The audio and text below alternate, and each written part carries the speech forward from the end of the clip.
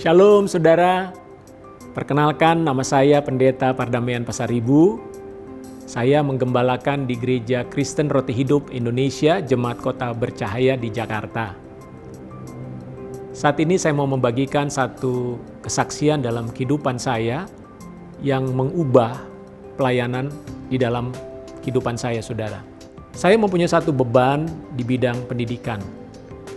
Kenapa? Karena saya melihat bahwa pendidikan merupakan salah satu alat untuk membangun masa depan seseorang, bahkan membangun masa depan bangsa.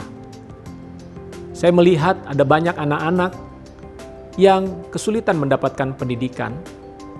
Dan juga yang kedua, saya melihat bagaimana ada banyak sekolah, khususnya sekolah Kristen, yang mungkin tidak bisa memberikan pendidikan dengan biaya yang murah. Dan itu menjadi beban saya. Sampai suatu hari saya membaca satu firman Tuhan di dalam Amsal 22 ayat 6 yang demikian bunyinya, "Didiklah orang muda menurut jalan yang patut baginya, maka pada masa tuanya pun ia tidak akan menyimpang daripada jalan itu." Lewat ayat ini, saya semakin terdorong berdoa dan meminta kepada Tuhan. Tuhan, saya ingin membangun sekolah. Saya tidak tahu bagaimana caranya. Saya coba bertanya kepada teman-teman yang sudah punya sekolah. Mereka memberikan saran, mereka memberikan petunjuk dan sebagainya. Visi dan misi daripada sekolah yang Tuhan taruh dalam hati saya adalah untuk membangun sekolah yang berkualitas, yang bermutu dengan baik, tetapi dengan biaya yang terjangkau.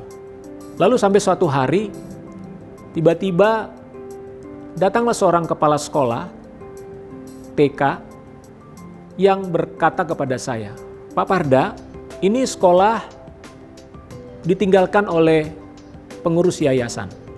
Maukah Bapak bersedia untuk melanjutkannya?" Lalu saya katakan, "Baik, saya akan berdoa untuk hal itu." Dan setelah saya berdoa, saya katakan kepada kepala sekolah, "Baik Bu, saya sudah berdoa dan saya mau ambil tanggung jawab untuk sekolah ini." Dan tidak lama kemudian setelah sekolah ini berjalan hampir 2-3 tahun, lalu ada lagi seorang kepala sekolah datang kepada saya dan berkata, "Ini saya punya sekolah, sudah tidak sanggup saya lanjutkan. Apakah bersedia untuk mengelolanya?" Singkat cerita saudara, sekolah itu pun akhirnya kami kelola. Dan tidak lebih dari 1 tahun kemudian, ada sekolah lain lagi, saudara. Akhirnya sampai hari ini, ada 3 sekolah yang sudah kami kelola. Dan saya bersyukur bahwa lewat sekolah-sekolah yang kami kelola ini, ada banyak anak-anak yang diberkati oleh Tuhan, di mana mereka mendapatkan pendidikan. Yang jelas semua sekolah yang kami kelola, kami ingin supaya biayanya terjangkau, tetapi kualitasnya tidak kalah dengan sekolah-sekolah yang mahal sekalipun, saudara. Tuhan mau supaya anak-anak dididik sejak masa kecil mereka untuk akhirnya mereka akan bertumbuh menjadi pribadi-pribadi yang mempunyai karakter Kristus. Dan saya bersyukur kalau Tuhan boleh mempercayakan pelayanan ini kepada kami. Tuhan Yesus memberkati.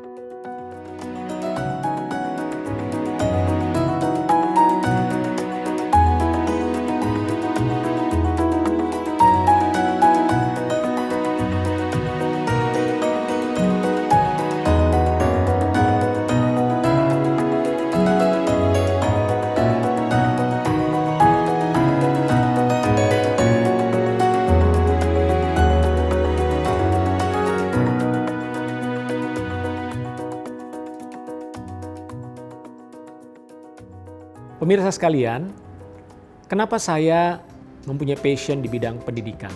Salah satu hal yang saya ingat adalah apa yang dikatakan oleh Yesus kepada murid-muridnya, "Kamu adalah garam dan terang dunia." Bagi saya, menjadi garam dan terang dunia adalah kita harus menjadi pribadi-pribadi yang mempunyai pengaruh kepada lingkungan di mana kita berada. Garam adalah sesuatu zat yang sangat diperlukan oleh manusia, bukan? Garam memberikan satu manfaat yang besar bagi lingkungan atau tempat di mana garam itu tempatkan. Tentu saja garam tidak ada gunanya apabila garam itu hanya disimpan di dalam botol. Garam harus ada di tengah-tengah lingkungan di mana dia diperlukan. Itulah panggilan kita sebagai umat Tuhan. Kehadiran kita di tengah-tengah masyarakat harus membawa dampak yang baik, harus membawa dampak yang positif. Demikian juga menjadi terang. Terang adalah lawan dari kegelapan. Di mana ada terang, maka kegelapan akan lenyap. Ada banyak tempat dunia ini yang masih dalam kegelapan. Kehadiran kita sebagai umat Tuhan itu sungguh-sungguh sangat diperlukan, saudara. Nah, dunia pendidikan adalah dunia yang mempunyai pengaruh yang besar bagi kehidupan, bagi gereja, keluarga, bahkan bagi bangsa.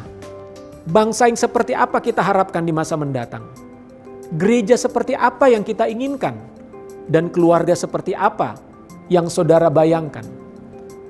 Maka mulailah dengan dunia pendidikan. Karena lewat pendidikan kita membangun anak-anak kita menjadi generasi yang jauh lebih baik. Melalui pendidikan kita akan membangun karakter mereka. Yesus adalah seorang guru yang luar biasa. Dan Yesus sebagai guru, tentu saja dia mengajarkan tentang nilai-nilai kerajaan sorga, saudara. Bagaimana harus bersikap kepada sesama. Bagaimana kita harus bersikap kepada Tuhan. Itulah sebabnya pendidikan melalui gereja atau pendidikan di tengah-tengah kekristenan adalah pendidikan yang membangun karakter Kristus. Menyampaikan ajaran-ajaran Kristus, saudara. Jadi kalau kita ingin melihat perubahan bagi bangsa kita ke depan, melihat gereja kita masa depan, keluarga kita masa depan, yang memiliki nilai-nilai dan ajaran Kristus, maka pendidikan merupakan satu jawaban. Ketika kita bicara tentang pendidikan, tentu saja pendidikan bukan hanya bicara pendidikan di sekolah, tetapi juga pendidikan yang diterima oleh anak di dalam keluarga, dan juga adalah pendidikan melalui gereja. 3 institusi ini, yaitu gereja, keluarga, dan sekolah, harusnya menjadi 3 institusi yang saling bekerja sama. Karena di 3 area inilah sebetulnya anak-anak mengalami satu pembentukan.